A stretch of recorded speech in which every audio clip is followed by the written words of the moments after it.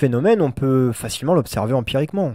La composition sociologique des institutions, par exemple, nous montre une surreprésentation des couches privilégiées. Il y a seulement 6% de parlementaires ouvriers et employés qui composent l'Assemblée en 2022.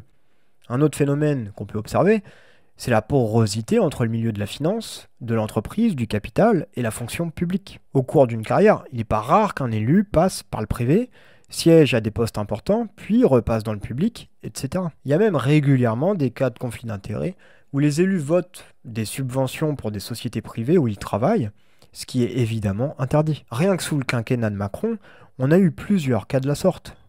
Et sans rentrer dans le détail de cet écosystème qu'est la classe politique, écosystème plutôt compliqué à démêler, on voit bien qu'en mettant le nez dedans à peine 5 minutes, bah ça pue la merde. On peut ajouter à ça le lobbying des industriels et de la finance auprès du pouvoir politique, la collusion entre tous ces milieux déborde de tous les côtés, bref, la bourgeoisie est au pouvoir et tient l'État par tous les bouts, et ça c'est indiscutable. L'État a en définitive jamais été un outil neutre, extérieur à la lutte des classes, il émerge au contraire à cause d'elle. Il en est son expression directe, l'outil politique de la classe dominante pour soumettre légalement la grande majorité de la population.